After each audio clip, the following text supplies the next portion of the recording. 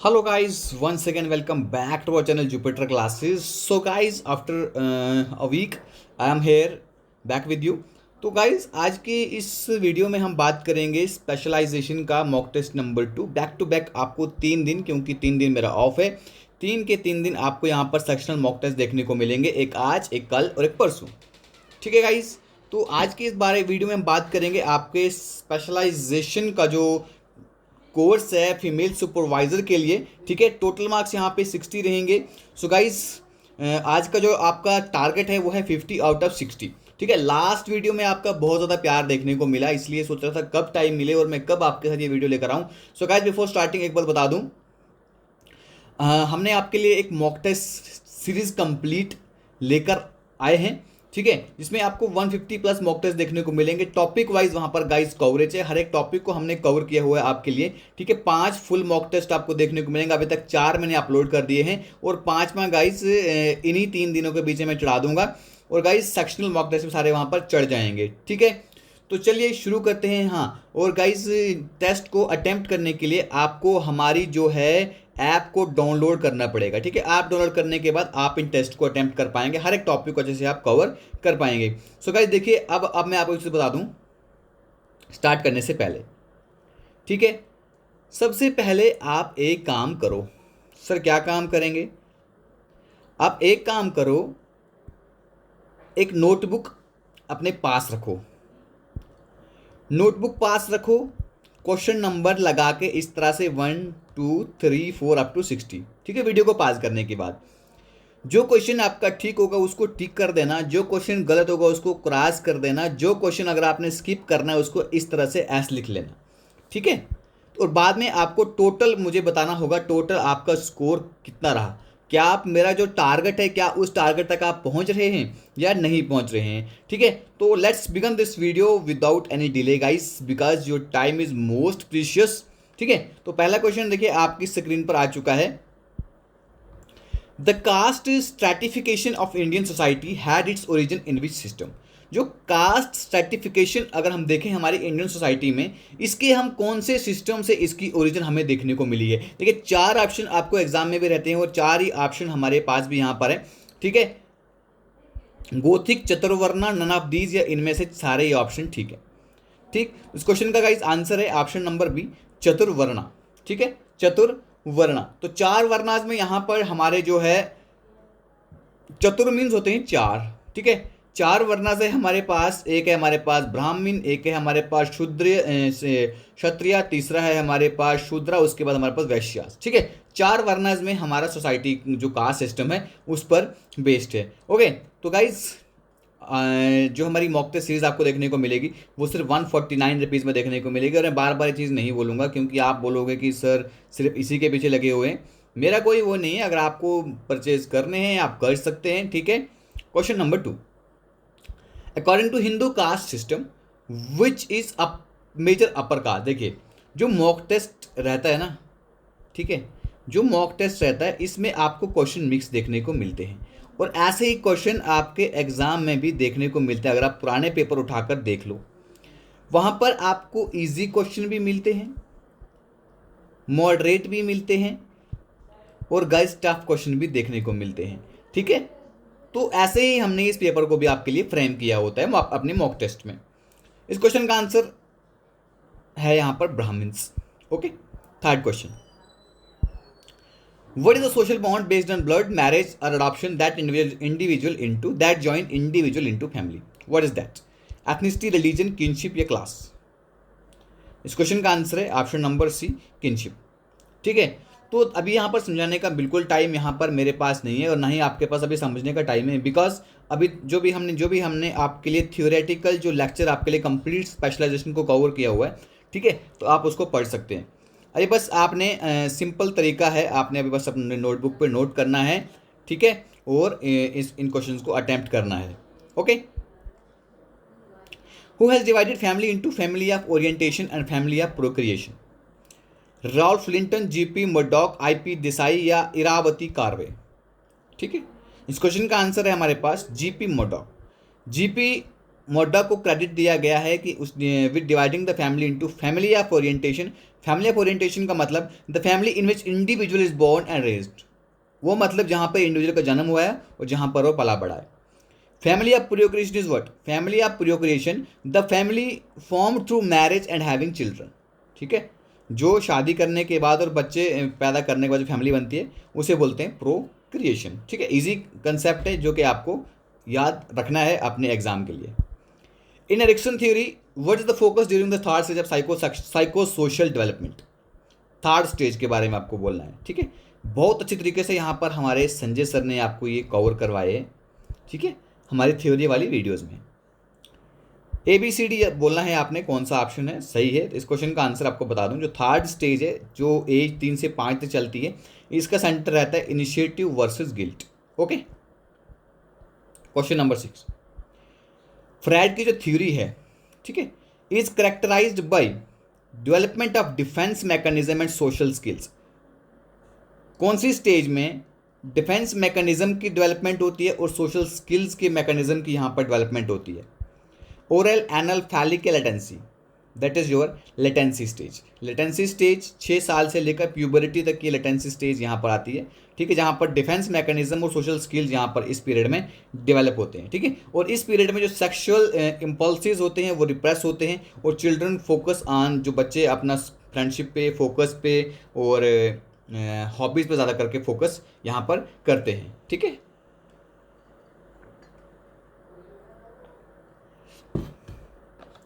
Question number 7, how does socialisation contribute to society social system? Options पढ़ने हैं, video को बस देखो, क्वेश्चन आपके सामने आए, you have to do one thing, you have to pass your video. ठीक है, वीडियो को पास करना है, आप वीडियो की बेशक स्पीड बढ़ाकर रखिए, 2x पर रखिए। ठीक है, बस आप क्वेश्चन देखिए और क्वेश्चन का आंसर देखिए। ओके, इस क्वेश्चन का आंसर है bye maintaining social continuity. Bye maintaining social continuity. देखिए 45 से 50 मिनट अभी आपको वेस्ट नहीं करने। ठीक है, मुझे बनाने में टाइम लगेगा लेकिन आपको देखने में उतना टाइम वेस्ट नहीं करना है। 2x पे आपने इसको रखना है। ठीक है, क्वेश्चन को अटेम्प्ट करना है और अपने ऑप्शन को अपनी नोटबुक पे नोट करना है। Okay, question number 8, which of the following best describes the outcome of effective socialisation? इनमें से कौन सी चीज़ है जो यहाँ पर इफेक्टिव सोशलाइजेशन के आउटकम्स को डिस्क्राइब करती है? 4 ऑप्शंस आपके सामने हैं स्क्रीन के ऊपर, आप इनको अटेम्प्ट कर सकते हैं। ठीक है, इस क्वेश्चन का आंसर है development of well rounded personality. ठीक है, जो इफेक्टिव सोशलाइजेशन का आउटकम निकलते आता है, जो भी ऑल राउंडेड डेवलपमेंट जो होती है पर्सनैलिटी की, वो सोशलाइजेशन से होती है, अगर इफेक्टिव तरीके से सोशलाइज इंसान हो पाए। Question number 9, what is one of the key solution proposed to combat gender inequality in India? Options 4 आपके पास हैं, एक ऑप्शन आपको टिक करना है, जो भी आपको लगता है बेस्ट आंसर है तो उसको मेरे आंसर का मैच करना है आपको। ठीक है, इसका आंसर है providing equal access to education for girls. ठीक है, right answer is your C. Next question, what is one of the primary causes of the disparity in literacy rates between men and women in India?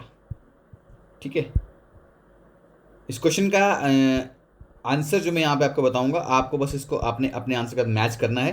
That is option number D, your cultural and social norms.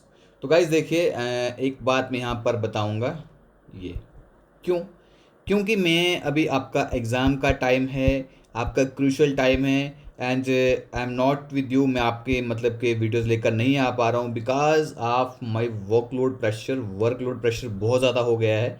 ठीक है, office में, तो मैं daily आपके लिए video लेकर नहीं आ रहा हूँ, लेकिन 3 दिन मेरे पास मेरा ऑफ है। ठीक है, तो इन 3 दिनों में मैं सोचता हूँ कि ज़्यादा से ज़्यादा मैं आपको यहाँ पर लेक्चर्स जो भी वीडियोज़ हैं लास्ट वाले टाइम आपको प्रोवाइड कर पाऊँ। ठीक है, question number 11, primary objective of the constitution of India regarding gender equality. Constitution of India का प्राइमरी ऑब्जेक्टिव क्या है अगर हम जेंडर इक्वलिटी को लेकर बात करें? देखिए, हमेशा आपको जब भी आप क्वेश्चन को आपने अटेम्प्ट करना है, you have to keep 2 things in your mind. ठीक है, एक चीज़ आपने ये रखनी है कि आपने क्वेश्चन को अच्छे तरीके से अंडरस्टैंड करना है। ठीक है, देखिए, अगर आप जल्दी में क्वेश्चन को अगर आप अटेम्प्ट करेंगे ना, जल्दी में अगर आप क्वेश्चन को अटेम्प्ट करेंगे, उससे क्या होगा, उससे क्या होगा, आपका जो स्कोर है वो नेगेटिव में चला जाएगा। जल्दी में क्वेश्चन देख लिया। कभी कभी ऑप्शंस जो है ना वो बड़े सेम रहते हैं, ऑप्शंस जो हैं बड़े सेम रहते हैं। इस तरीके से मैं आपको बताता हूँ। देखिए, मान लो कि आपके पास एक ऑप्शन इस तरीके का रहेगा, ठीक है, और जो दूसरा ऑप्शन है, दूसरा ऑप्शन आपको इस तरीके का रहेगा, ठीक है। या बोलेंगे आपको, भाई बोलो इस बिल्ली में और इस बिल्ली में कहाँ पे आपको डिफरेंस लग रहा है। तो बस इस तरीके के आपको आपके एग्जाम में ना ऑप्शंस रहते हैं, तो आपको बस वहाँ पे क्या करना है, इन ऐसे जैसे ऑप्शंस को आपने बड़े अच्छे से देखना है, ठीक है। ऐसे जैसे ऑप्शंस को बड़े अच्छे से पहचानना है, और आप तब पहचान पाओगे जब आप क्या करोगे, जब आप अच्छे से आपके अपने क्वेश्चन को क्या करोगे, समझोगे, ठीक है। इसलिए मैंने आपसे कहा कि आपको क्वेश्चन को बड़े प्यार से समझना है। इस क्वेश्चन का आंसर है to provide special status to women and empower them. Next question. How do legislations in India contribute to addressing gender inequalities? Options बड़े आपको प्यार से पढ़ने हैं, क्वेश्चन को समझना है। फिर उसके बाद देखिए, दो चीज़ें आपको मैंने बोला माइंड में रखनी है। पहले आपको क्वेश्चन को बड़े प्यार से समझना है, दूसरी चीज़ है आपको ऑप्शंस को भी बड़े ध्यान से देखना है, तब जाके आपने क्वेश्चंस को अटेम्प्ट करना है, ठीक है। इस क्वेश्चन का आंसर है option number B. Third question, common symptom of post traumatic stress disorder PTSD, ठीक है। इस क्वेश्चन का सही आंसर है option number D.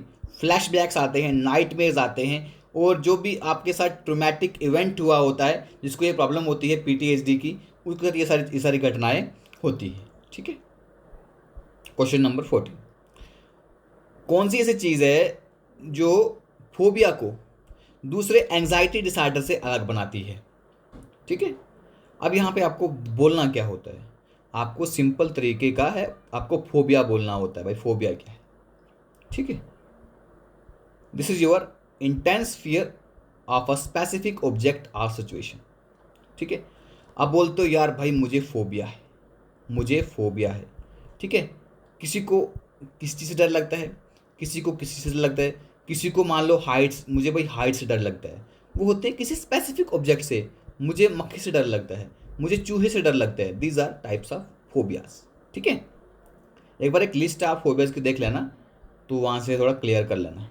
15 question, proteins are compose of what, proteins are compose of what, ठीक है। इस क्वेश्चन का आंसर है अमीनो एसिड्स, ठीक है।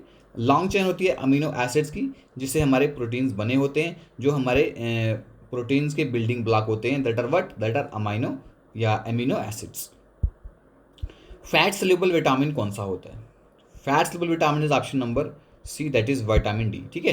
देखिए, आप बोलोगे सर जल्दी क्वेश्चन लेकर आ रहे हो, मैं इसलिए लेकर आ रहा हूँ, ठीक है। याद रखना डी जो है वो फैट सोल्यूबल विटामिन है, जबकि B12, BC और B6, B12, B6, BC and B6 ये हमारे वाटर सोल्यूबल विटामिन है, ठीक है। इसलिए मैं बोलता हूँ क्वेश्चन को आपने जैसे क्वेश्चन आपकी स्क्रीन पे, क्वेश्चन आपकी स्क्रीन पे है, क्वेश्चन को पढ़ो, इस क्वेश्चन का आंसर करो, ठीक है।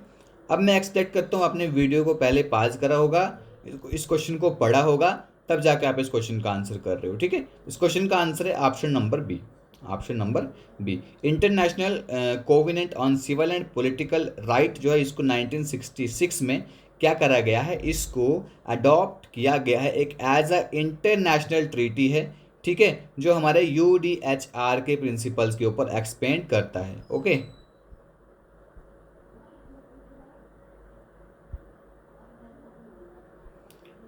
Question number 18, question number 18, universal declaration of human right का आर्टिकल नंबर 1 आपको यहाँ पर बताना है, ठीक है। इसके लिए मैंने आपको ट्रिक भी यहाँ पर प्रोवाइड की है, आप वो ट्रिक भी जाकर सर्च कर सकते हैं, ठीक है। UDHR जो है, किस तरीके से आपने इनको रिमाइंड करना है, ठीक है। आपको ट्रिक भी प्रोवाइड की है, सर्च कर लेना, ठीक है। तो आपके सामने वो ट्रिक आ जाएगी और उस ट्रिक को देख लेना। तो इस क्वेश्चन का जो आंसर है that is option number C, they are born free and equal in dignity and rights, ठीक है। जितने भी ह्यूमन बींग्स हैं वो उनका जन्म फ्री हुआ है और इक्वल है। जब भी इंसान जन्म होता है वो बिल्कुल इक्वलिटी के साथ होता है, वहाँ पे किसी की भी कोई मतलब कि कोई डिस्क्रिमिनेशन उस वक्त नहीं होता है। Question number 19, Which term describe the deeply held sense of being male, female, or something else? This is option number B, your gender identity. Okay. Question number 20. What term refer to the biological and psychological characteristics that define men and women? There are what? यहाँ पर biological and psychological characteristics आपसे पूछे हैं जो यहाँ पर man और women को यहाँ पर डिफाइन करते हैं, वो है आपका सेक्स। ठीक है।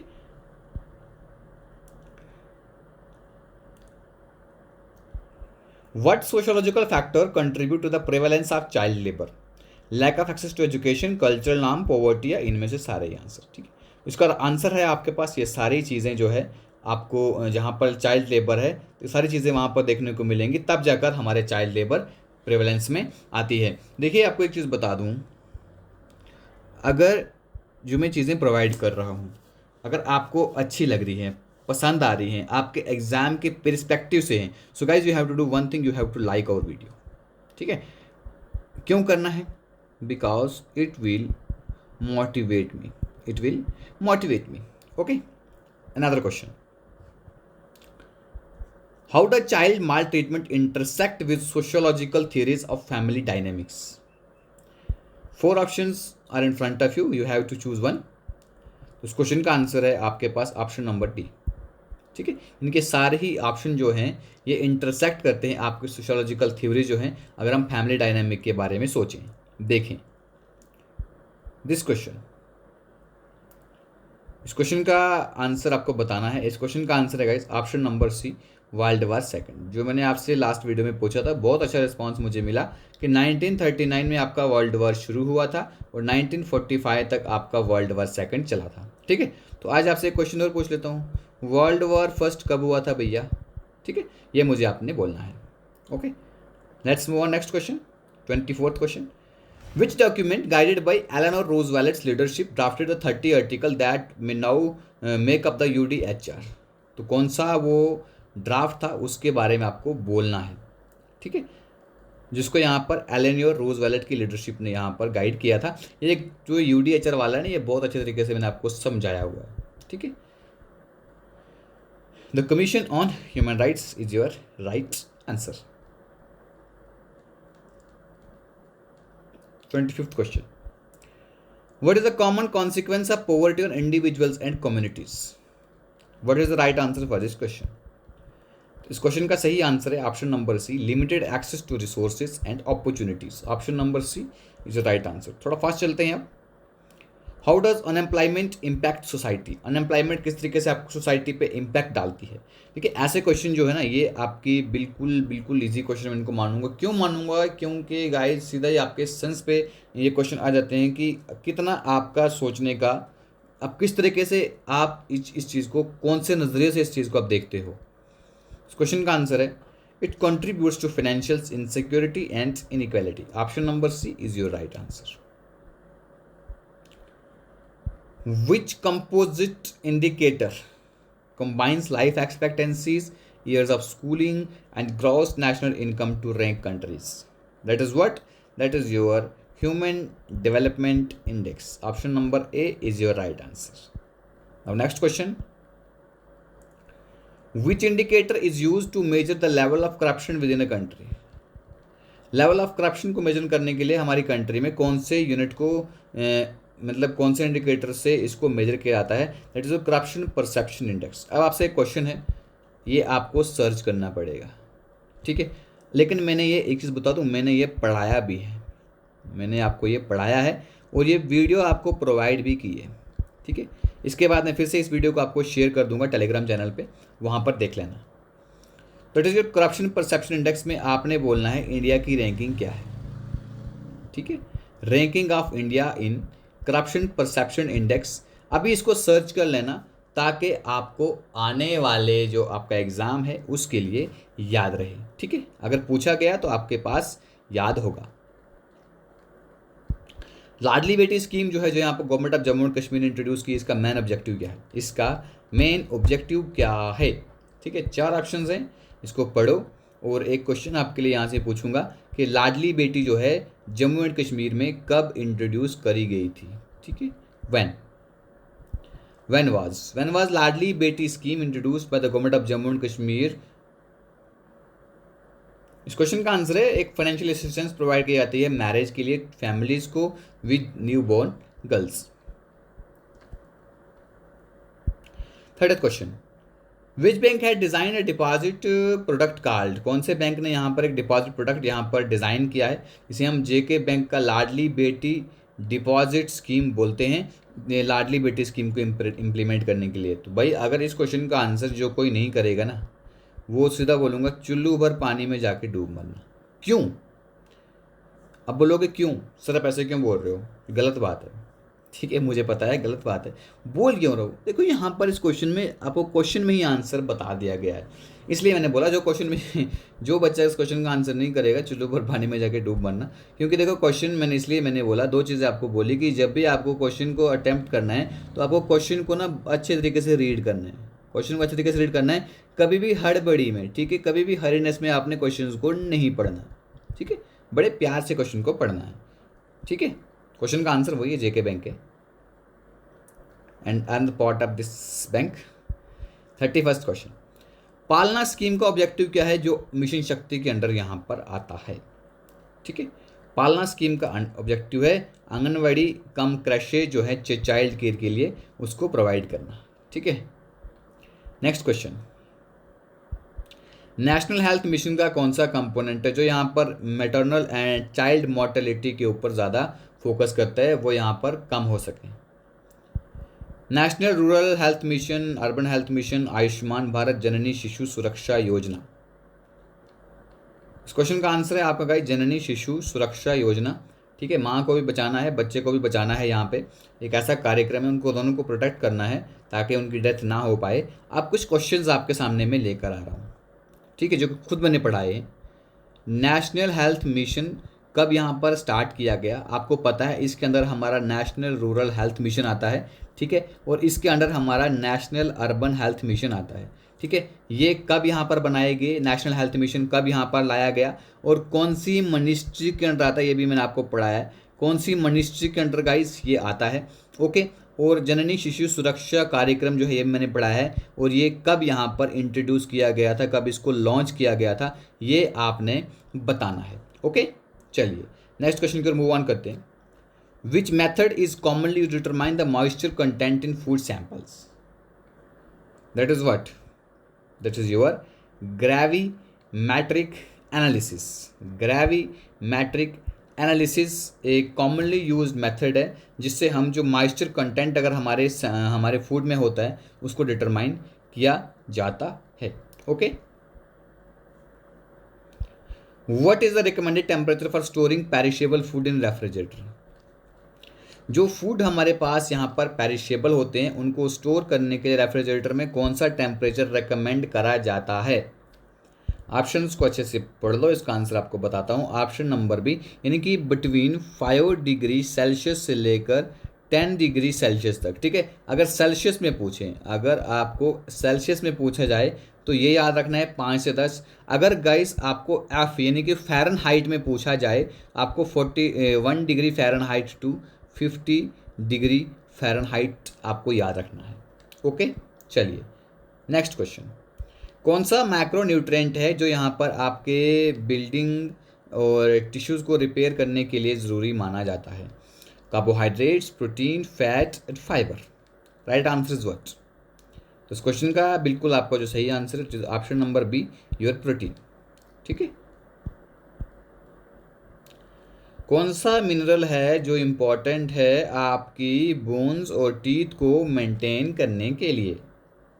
आयरन, जिंक, कैल्शियम, मैग्नीशियम, ठीक है। हमेशा याद रखना आपके बोन्स के लिए, आपकी टीथ के लिए जो भी यहाँ पर मिनरल इम्पॉर्टेंट होता है वो होता है गाइज यहाँ पर कैल्शियम, याद रखना है हमेशा, ठीक है। तो कैल्शियम आपको कहाँ से मिलेगा? जो भी आपके डेयरी प्रोडक्ट्स हैं, लीफी ग्रीन्स हैं, ठीक है, जो भी हरी पत्ते जो होते हैं, फोर्टिफाइड फूड और कुछ फिश जो हैं, ये हमारे पास सोर्स माना जाता है हमारे लिए कैल्शियम का। Now next question, main mechanism जिसके थ्रू प्रधानमंत्री मातृत्व वंदना योजना इम्प्लीमेंट करी जाती है, ठीक है। एक क्वेश्चन और भी है आपके सामने, जो क्वेश्चन पूछूंगा आपके एग्जाम के लिए इंपॉर्टेंट है, जो क्वेश्चन पूछूंगा इनके अभी साथ साथ आपने कमेंट करने हैं। इसको कब लॉन्च किया गया था, ठीक है, खुद पढ़ाया है मैंने, और ये कौन सी मिनिस्ट्री के अंडर आता है, ये चीज़ें आपको याद रखनी है, बतानी है कमेंट में मुझे, ठीक है, सो दैट आपको भी ये याद रह पाए। नहीं पता होगा सर्च कर लेना। तो यहाँ पर क्या चीज़ यहाँ पर होती है, कौन सा मैकेनिज़्म होता है, यहाँ पर वेब बेस्ड MIS सॉफ्टवेयर बनाया जाता है, ठीक है, एक centrally deployed web based management information system से MIS बोलते हैं, एप्लीकेशन बनाई जाती है, जिससे कि जो फैसिलिटेटिंग मैनेजमेंट होती है और मॉनिटर किया जाता है इस स्कीम के ऑपरेशंस को। मैकेनिज्म पूछा था आपका यहाँ से।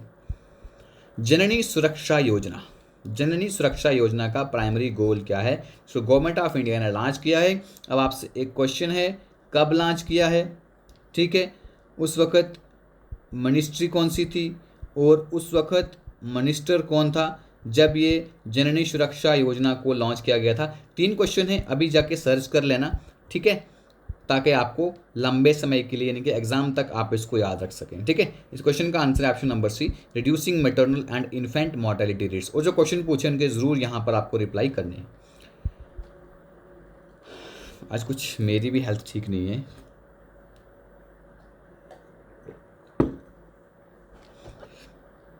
Which article of the Indian Constitution direct the state to provide early childhood care and education for all children until they complete the age of 6 year? Articles आपसे पूछे गए हैं, आपको बताने हैं। इस क्वेश्चन का आंसर है option number article number B, sorry क्या बोल रहा हूँ, मैंने अभी बोला कि मेरी हेल्थ ठीक नहीं है, ठीक है, आर्टिकल नंबर 45 और ऑप्शन नंबर बी, ठीक है। ये आता है आपके directive principles of state policies. अब एक question directive principle state policies आपको पूछूंगा, ये कौन से पार्ट के अंडर आती है, ठीक है, और कौन से आर्टिकल से लेकर कौन से आर्टिकल तक आपकी directive principles of state policies आती हैं, ठीक है।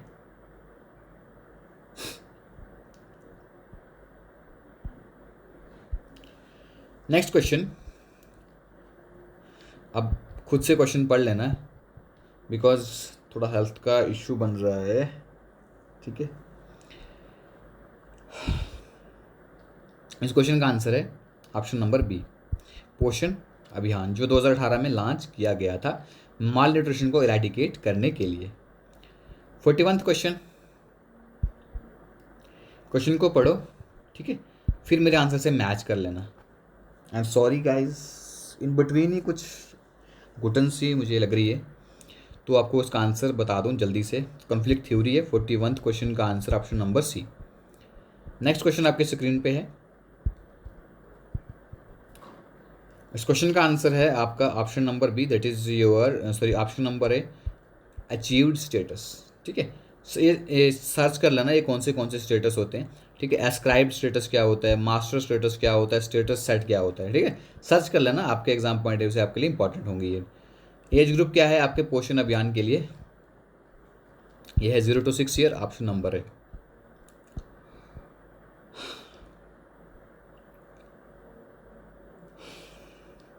फोर्टी फोर्थ क्वेश्चन है, सॉरी,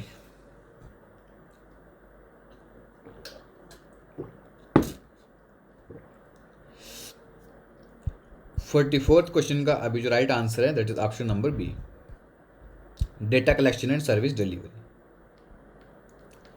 45वां क्वेश्चन, बस एक चीज़ करनी है, अब मैं क्वेश्चन नहीं पढ़ पा रहा हूँ, वीडियो को पॉज करना,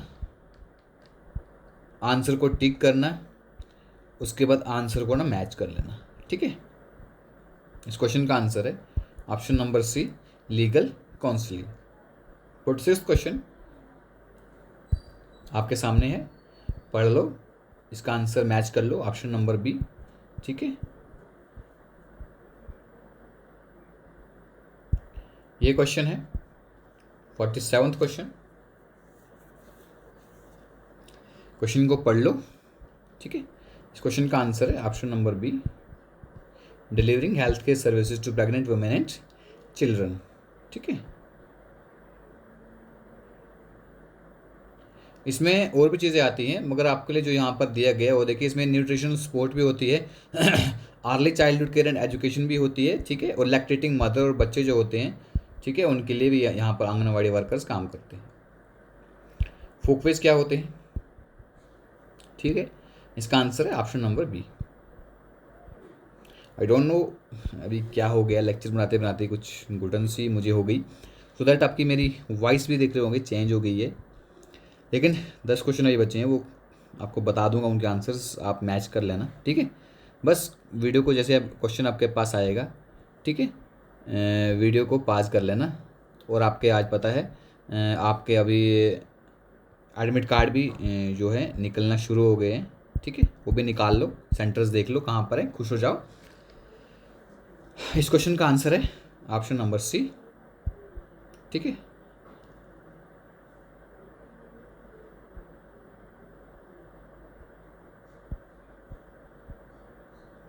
next question,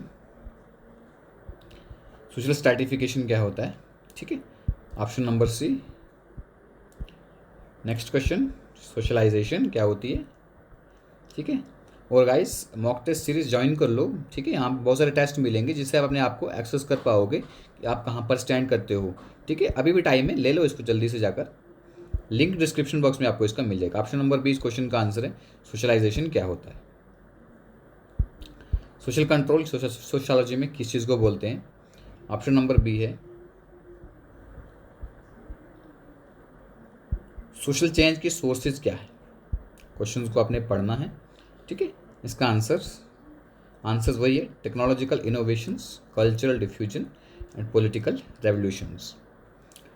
54th question, sociological perspective education के ऊपर क्या चीज़ है, option number B is your right answer. Social institutions क्या होते हैं, उनके बारे में आपको बताना है।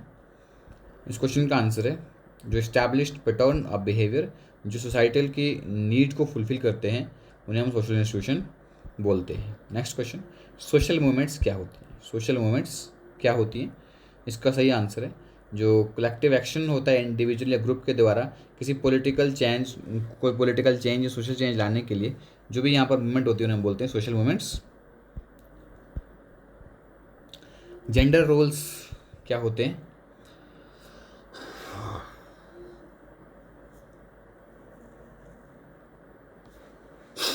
इस क्वेश्चन का आंसर है ऑप्शन नंबर बी, ठीक है।